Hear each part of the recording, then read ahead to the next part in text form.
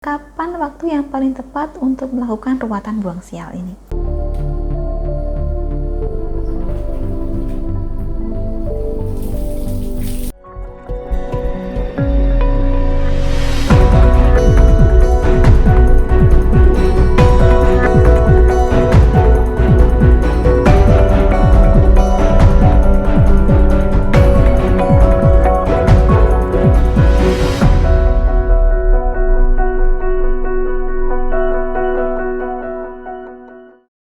Salam Rahayu, kembali lagi dengan saya Dewi Sundari. Apa kabar Anda hari ini? Saya doakan semoga selalu sehat dan senantiasa diberkahi dengan kemudahan dan kelancaran dimanapun Anda berada. Kali ini saya ingin melengkapi bahasan kita seputar ruwatan. Satu lagi, pertanyaan yang sering saya terima seputar ruwatan adalah tentang kapan waktu yang paling tepat untuk melakukan ruwatan buang sial ini. Secara tradisionalnya, tanggal atau waktu yang paling banyak dipilih untuk melakukan ruwatan adalah di malam 1 Suro. Karena inilah masanya bagi kita untuk membersihkan diri, menyucikan jiwa, sekaligus mengharapkan kebaikan untuk kedepannya.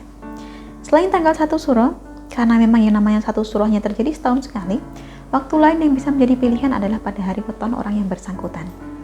Jika kebetulan tidak tahu wetonnya, maka waktu yang paling baik adalah secepatnya, atau bahkan sekarang juga, karena tujuan dari ruwatan ini adalah untuk membantu membersihkan diri kita dari hawa buruk dan energi negatif yang menyebabkan peruntungan buruk dan banyak kesialan dalam hidup.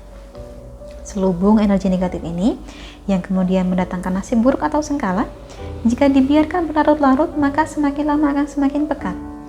Bukannya terselesaikan, masalah malah akan semakin datang lagi dan lagi. Ada saja, berganti-ganti dan bertubi-tubi. Inilah yang perlu kita hindari. Dan karena kita ingin menghindari itu, maka ada baiknya ruwatan dilakukan dengan segera. Nah, kapan sebenarnya kita perlu diruwat? Kita perlu diruwat manakala hambatan-hambatan yang terjadi dalam hidup kita seperti terjadi secara tidak wajar. Datangnya cobaan itu lumrah, karena tidak mungkin ada hidup tanpa cobaan. Tetapi manakala Anda merasakan bahwa cobaan itu datang tanpa henti, dari munculnya satu masalah ke masalah yang lain, maka bisa jadi ini adalah pertanda datangnya cobaan itu lumrah, karena tidak mungkin ada hidup tanpa cobaan. Tetapi manakala Anda merasakan bahwa cobaan itu datang tanpa henti, dari munculnya satu masalah ke masalah yang lain, maka bisa jadi ini adalah pertanda bahwa energi negatif yang menyelubungi diri kita sudah dibiarkan terlalu lama. Awalnya sederhana, sekedar jatuh dari sepeda mungkin. Tapi tidak lama setelah itu, usaha kita mulai mengalami kemunduran. Dagangannya sepi. Atau jika bekerja sebagai pegawai, maka tiba-tiba tersandung masalah di kantor. Lama-kelamaan rezeki menjadi seret. Belum selesai masalah ini, di rumah muncul lagi masalah. Dengan istri atau suami bertengkar hampir setiap hari, bahkan untuk hal-hal yang sangat sepele. Masalah yang ini belum sampai selesai, tiba-tiba Anda dikabari bahwa orang tua Anda sakit. Jadi semakin panjanglah masalah.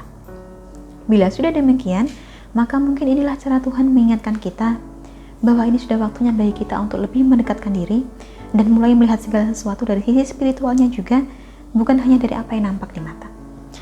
Hal yang sama berlaku bukan hanya untuk kita yang sudah berumah tangga, tetapi juga untuk Anda yang masih melajang, terutama jika Anda merasa sering dikecewakan dalam menjalin hubungan. Setiap kali jatuh hati selalu disakiti, sudah berkorban luar biasa malah dicampakkan. Sekalinya benar-benar jatuh cinta, malah ternyata yang bersangkutan masih suami orang. Jika hal-hal semacam ini terjadi 1-2 kali, itu wajar. Tetapi jika setiap kali berupaya selalu begitu, akhirnya inilah yang tidak wajar. Inilah pertanda sengkala alias nasib buruk. Yang mana nasib buruk ini dapat disebabkan oleh banyak hal, termasuk pikiran buruk kita sendiri, karena masa lalu kita, dan juga perbuatan sia-sia. Jadi, kapan waktu yang paling tepat untuk membersihkan diri kita dari sengkala? Jawabannya tentu adalah secepatnya, atau bahkan sekarang juga. Dan bagi Anda yang ingin melakukan ruwatan, tetapi tidak tahu caranya bagaimana, bisa hubungi nomor yang tertera di layar. Sampaikan keperluan Anda seperti apa, sampaikan bahwa Anda tertarik untuk melakukan ruwatan, agar dapat dipandu untuk proses selanjutnya. Dari kami, proses ruwatan ini ringkas, dan tidak membutuhkan puasa maupun sesaji, yaitu dengan menggunakan garam pengeruat. Harapannya, semoga menjadikan manfaat bagi kita semua. Akhir kata sampai di sini saya cukupkan. Bila masih ada pertanyaan lain seputar ruwatan, boleh Anda sampaikan di nomor yang tertera di layar. Untuk Anda yang telah menyaksikan video ini, saya ucapkan terima kasih banyak. Sampai jumpa di kesempatan selanjutnya dan salam Rahayu.